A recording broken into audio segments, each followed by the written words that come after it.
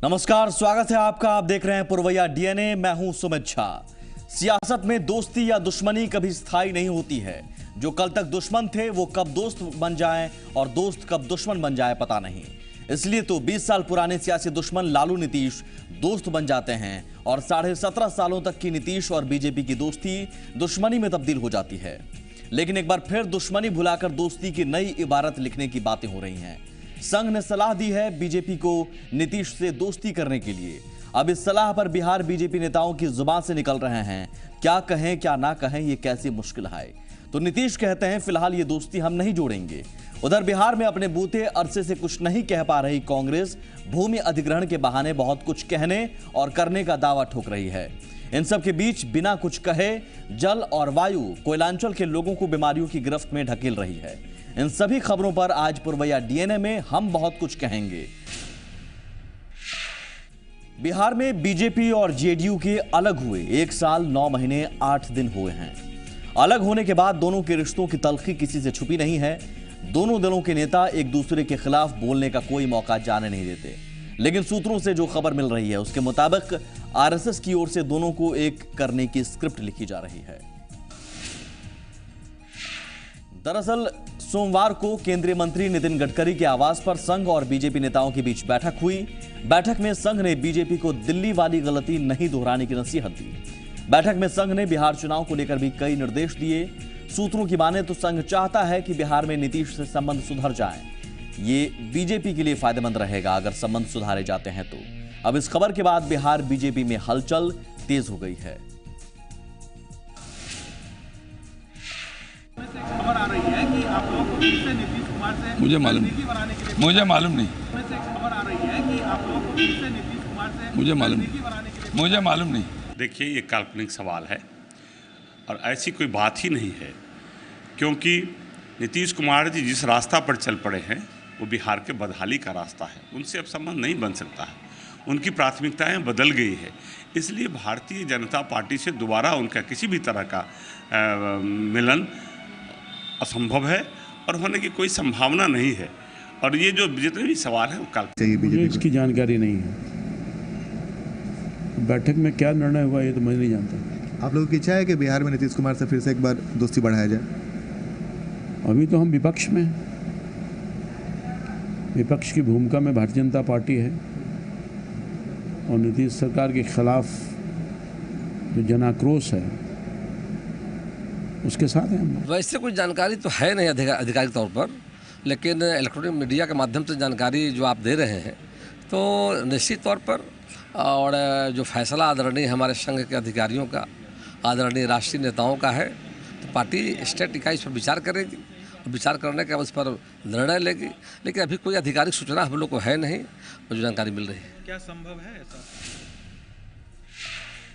हालांकि बिहार के सीएम नीतीश कुमार का कहना है कि उन्हें ऐसी कोई जानकारी नहीं है और फिलहाल इसकी कोई गुंजाइश भी नहीं है।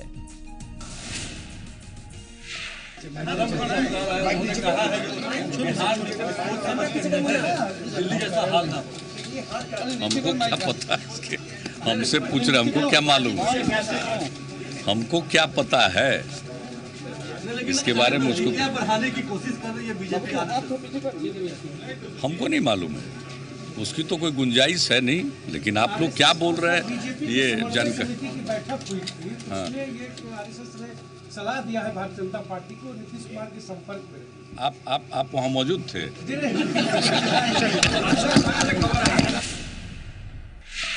अपने अंदाज में सवाल को टाल गए। लेकिन बीजेपी को बिहार में नीतीश के साथ संबंध बेहतर करने की संघ की नसीहत पर सूबे की सियासत तूफान पर है। जेडीयू बीजेपी के अलावा कांग्रेस की भी इस पर प्रतिक्रिया आई है। कांग्रेस का कहना है कि बीजेपी अपने घटते जनाधार से डरी हुई है। हालांकि उसका यह भी कहना है कि नीतीश कुमार आरएसएस और बीजेपी की झांसे में नहीं आने वाले। तो बीजेपी और आरएसएस दोनों के लिए एक चिंता का विषय जरूर है कि वो जो उम्मीदें पाल रखे थे या जो मैंडेट उनको मिला था उस अनुरूप काम नहीं हो रहा है। तो यह एक वजह हो सकती है, क्योंकि बिहार में 6-8 महीने में चुनाव होने हैं। तो बीजेपी को तो लगता ही है कि बिहार में भी दिल्ली जैसा ही कहीं परिणाम न हो जाए। तो इस तरह की घबराहट आरएसएस में भी है और बीजेपी में भी है। तो हो सकता है कि वो लोग इस तरह से प्लान किए हों लेकिन इसकी जानकारी हम लोगों को नहीं है। और अगर ऐसा कुछ होता भी है तो तय तो बीजेपी को करना है और नीतीश जी को करना है। मैं समझता हूँ श्री नीतीश कुमार एक पॉपुलर सेकुलर मिजाज के नेता हैं और वो इस तरह के आरएसएस के झांसे में तब दोबारा नहीं आने वाले। बीजेपी से नाता जोड़ने की आरएसएस की सलाह के बाद कई सवाल उठ रहे हैं। सवाल ये कि क्या बीजेपी और नीतीश के बीच फिर से दोस्ती हो जाएगी? क्या विधानसभा चुनाव से पहले बीजेपी और नीतीश एक साथ आ जाएंगे? क्या नीतीश और बीजेपी के बीच की दूरियां घट रही हैं? क्या नीतीश लालू को बाय बाय बोल देंगे? समाजवादियों का महागठबंधन नहीं होगा? आइए अब इन्हीं सवालों का डीएनए टेस्ट करते हैं। सबसे पहले बात पहले सवाल की, क्या बीजेपी और नीतीश के बीच फिर से दोस्ती हो जाएगी? कहा जाता है राजनीति में ना दोस्ती स्थायी होती है ना दुश्मनी। फिलहाल जिस दौर से बीजेपी और जेडीयू का रिश्ता गुजर चुका है उसे देखते हुए इसकी संभावना ना के बराबर दिखती है। लेकिन लोकसभा चुनाव 2014 के बाद जिस तरह दिल्ली विधानसभा चुनाव में बीजेपी को हार मिली, उससे बिहार में बेहतर प्रदर्शन को लेकर चिंता की लकीरें बढ़ गई हैं। आरएसएस ने भी इसका जिक्र किया है और साफ कहा है कि दिल्ली वाली गलती बिहार में ना दोहराई जाए। मतलब साफ है, आने वाले दिनों में नीतीश को लेकर बीजेपी में नरमी दिख सकती है। आज अगर ये चर्चा हो रही है तो उसमें पीएम मोदी को लेकर नीतीश के बदलते रुख का भी योगदान है। याद कीजिए 16 जून 2013 का वो दिन जब जेडीयू का बीजेपी से 17 साल पुराना दोस्ताना टूट गया था। दोस्ती टूटने के बाद एक दो मौके पर दोनों का सामना हुआ लेकिन नजरें तक नहीं मिली। और हाल के दिनों में देखिए, मुलायम के पोते और लालू की बेटी की सगाई और शादी दोनों में पीएम मोदी ने शिरकत की। नीतीश ने यहां पीएम मोदी से नजरें भी मिलाई और स्वागत भी किया, मुलाकात भी हुई, गुफ्तगू भी हुई। यानी कहा जा सकता है दोनों के रिश्तों पर जो बर्फ जमी थी वो पिघलने लगी है। तो क्या यह माना जाए नीतीश लालू को बाय बाय बोल देंगे? समाजवादियों का महागठबंधन नहीं होगा क्योंकि महागठबंधन को लेकर अभी तक कोई साफ तस्वीर नजर नहीं आ रही है। विलय को लेकर भी कोई तस्वीर मुकम्मल नजर नहीं आ रही है। जेडीयू और आरजेडी जिन मुद्दों पर अलग अलग आंदोलन कर रहे हैं, जन मुद्दों पर दोनों दलों के नेताओं के बयान को देखें तो उसमें एकता नहीं दिख रही। हाल ही में शिक्षा मंत्री पीके शाही के खिलाफ आरजेडी अध्यक्ष लालू प्रसाद यादव ने सवाल उठाया था। इन गतिविधियों के बाद ऐसा लग रहा है कि गठबंधन की लय टूट रही है। आइए अब चर्चा कर लेते हैं बीजेपी की राजनीति में संघ के दखल की। 1979 में संघ की सदस्यता के सवाल पर ही जनता पार्टी का विभाजन हुआ और जनसंघ के सदस्यों ने पार्टी छोड़कर भारतीय जनता पार्टी नाम का नया दल बना लिया। साल 2005 के बाद बीजेपी पर संघ की पकड़ बढ़ती जा रही है। पाकिस्तान में आडवाणी ने मोहम्मद अली जिन्ना के बारे में जिस तरह के बयान दिए थे, उसके बाद संघ के विरोध के कारण ही उन्हें 2005 में बीजेपी के अध्यक्ष पद से त्यागपत्र देना पड़ा था। संघ के दबाव में बीजेपी ने नरेंद्र मोदी की पीएम पद पर उम्मीदवारी को स्वीकार किया। आज फिर क्या बात हुई कि जिस दबाव की वजह से नीतीश ने बीजेपी को दरकिनार कर दिया, वो दबाव अब बीजेपी के सामने चुनौती बन गया है। चुनौती ये कि नीतीश का दामन फिर कैसे थामे। इस बीच अगर और मगर में फंसी बिहार की सियासत में यदि संघ दखल देता है तो उसकी संभावना से इनकार नहीं किया जा सकता कि बीजेपी शिकवे बुलाने को मजबूर हो जाए और नीतीश मोदी के मुरीद दिखने लग जाए। चलिए आगे हम बढ़ते हैं। बात डीएनए में अब बिहार कांग्रेस की। बिहार की राजनीति में हाशिए पर चली गई कांग्रेस एक बार फिर उठ खड़ा होने को बेताब है। न्याय यात्रा के माध्यम से पार्टी अपना जनाधार बढ़ाने की कोशिश में लगी है, लेकिन उसमें कई दुश्वारियां हैं।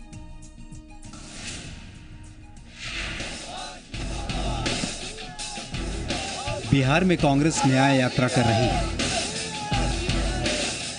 न्याय यात्रा के बहाने कार्यकर्ताओं की भावना के साथ इंसाफ की कोशिश हो रही है। वजह यह है कि पिछले 25 वर्षों से कांग्रेस का झंडा ढो रहे कांग्रेसी या तो थक चुके हैं या इतनी ऊर्जा नहीं कि खुद के दम पर पार्टी के खड़े होने की उम्मीद करें। सबसे अहम बात यह है कि पिछली बार सत्ता में रहने से लेकर अब तक मतदाताओं की एक पूरी पीढ़ी बदल चुकी है। यानी पुराने कांग्रेसी होने का दावा करने वाले चुनाव में जीत नहीं दिला पा रहे और नए कार्यकर्ता कांग्रेस से जुड़ने में दिलचस्पी नहीं दिखा रहे। ऐसे में न्याय यात्रा से पार्टी को बहुत उम्मीदें हैं। बहुत उत्साह है कार्यकर्ताओं में, जनता में, किसान और मजदूरों में। ये एहसास कर रहे हैं कि कांग्रेस पार्टी उनकी लड़ाई लड़ रही है और पूरी तरह से उत्साहित हैं।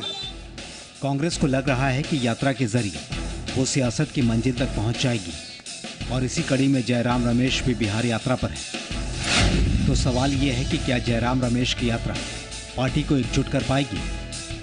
ये सवाल इसलिए क्योंकि प्रदेश स्तर पर गुटबाजी से सभी परिचित हैं और जयराम रमेश उन नेताओं में से हैं जो राहुल के करीबी हैं। तो क्या ये मान लिया जाए कि उनके आने के बाद कुछ हद तक तस्वीर बदल जाएगी?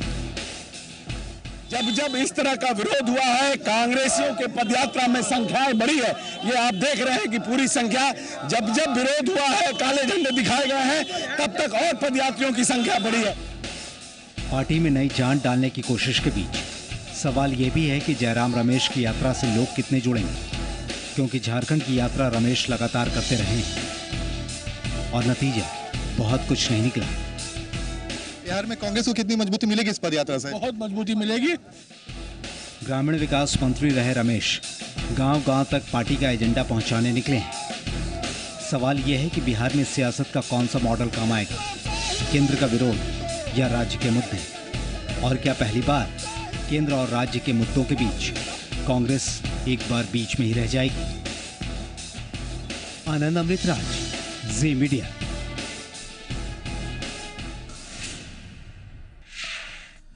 दरअसल कांग्रेस बिहार की सबसे मजबूत पार्टी थी, लेकिन 90 के दशक से बिहार में कांग्रेस का ग्राफ लगातार गिर रहा है। कांग्रेस की इस स्थिति के लिए कांग्रेसी खुद जिम्मेदार हैं। इतिहास के पन्ने पलटने पर पता चलता है कि समस्या नई नहीं है और इलाज भी पुराने तरीके से ही करने की कोशिश हो रही है। पार्टी में एकता नहीं है, कांग्रेसी बिखरे हुए हैं, बिहार में विस्तार की नीति स्पष्ट नहीं है और जिस लालू ने कांग्रेस को बिहार से बेदखल किया, आज उसी लालू से दोस्ती है। खुद खड़े होने के बजाय कांग्रेस बिहार में बैसाखी के सहारे चलने की कोशिश करती नजर आती है। लेकिन भूमि अधिग्रहण बिल और दूसरे जन मुद्दों पर बिहार के कांग्रेसी जिस न्याय यात्रा पर निकले हैं, उसके परिणाम कांग्रेस के लिए कितने फलदायी होंगे, जाहिर है ये आने वाले समय में पता चलेगा। लेकिन एक छोटा सा ब्रेक लेंगे। ब्रेक के उस पार कोयलांचल वासियों की बात करेंगे, जिनके लिए जल और वायु मुसीबत का सबब बनते जा रहे हैं।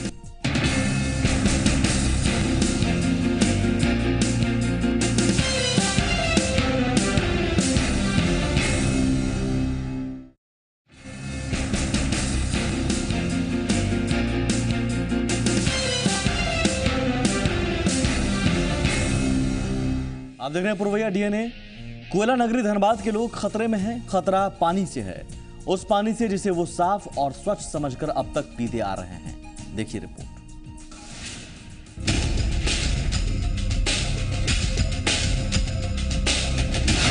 कोयलांचल में मच सकता है कोहराम, नीचे धधकती आग, ऊपर जहरीला पानी। हलक को तरावट देने के लिए बोतलों और कंटेनर्स में पानी भरते ये लोग इस बात से अनजान है कि जो पानी अमृत समझकर ये पी रहे हैं, दरअसल वो बूंदों की शक्ल में बीमारी है। सप्लाई वाटर के जरिए आपकी हलक तक पहुंचने वाला ये वो पानी है जो धीरे धीरे आपको कैंसर के जबड़े में जकड़ रहा है। ये सनसनीखेज खुलासा इंडियन स्कूल ऑफ माइंस के वैज्ञानिकों ने गहरी शोध के बाद किया है। रिसर्च कर रहे वैज्ञानिकों की माने तो धनबाद ही नहीं बल्कि रांची और वेस्ट बंगाल को भी कैंसर जैसी खतरनाक बीमारी का बवंडर झेलना पड़ सकता है। सारे वाटर ट्रीटमेंट प्लांट्स में ज़्यादा है। ट्राईहेलोमीथेन का कंसंट्रेशन स्टैंडर्ड से बहुत ज़्यादा है। इसकी रोकथाम करने के जो है समुचित व्यवस्था करनी चाहिए। दरअसल पेयजल एवं स्वच्छता विभाग के निर्देश के बाद तकरीबन 1.5 साल तक धनबाद के सप्लाई वाटर पर रिसर्च किया गया, जिसके लिए रिसर्चर्स ने मैथन और माडा वाटर ट्रीटमेंट प्लांट से पानी के नमूने लिए। शोध में पता चला कि पानी में क्लोरोफॉर्म की भारी मात्रा मौजूद है जो कैंसर जैसी बीमारी पैदा कर सकता है।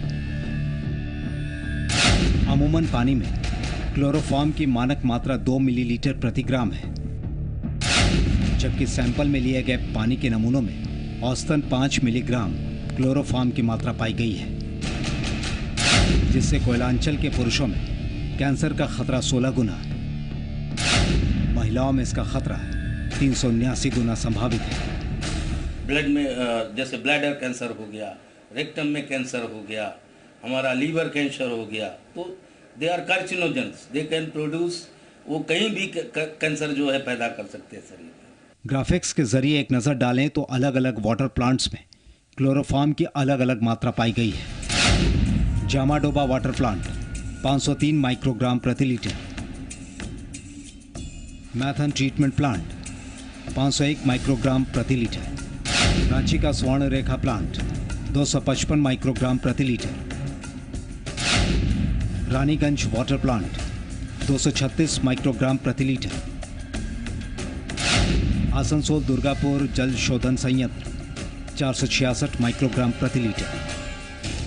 कोयलांचल समेत कई इलाकों के पानी में क्लोरोफॉर्म की मात्रा मिलने के बाद पानी की बूंदों का हलक के नीचे उतरना मुश्किल है, लेकिन सवाल यह है कि आखिर इतने दिनों तक किस मानदंडों को मानकर वाटर ट्रीटमेंट प्लांट्स पानी की सप्लाई कर रहे थे, जो आज कैंसर की शक्ल में कोयला नगरी के लोगों के सामने खड़ा है, जिसे न पीते बन रहा है और न ही उगलते। नितेश मिश्रा, ज़ी मीडिया, धनबाद।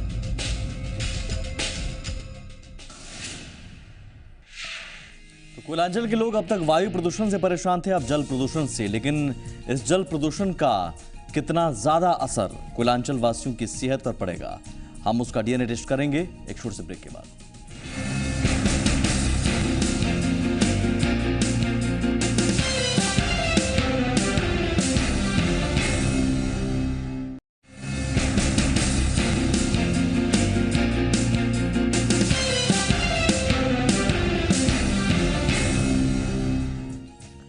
कोयलांचल के लोग अब तक वायु प्रदूषण से परेशान थे, लेकिन जल प्रदूषण की खबर ने धनबाद वासियों की नींद उड़ा दी है।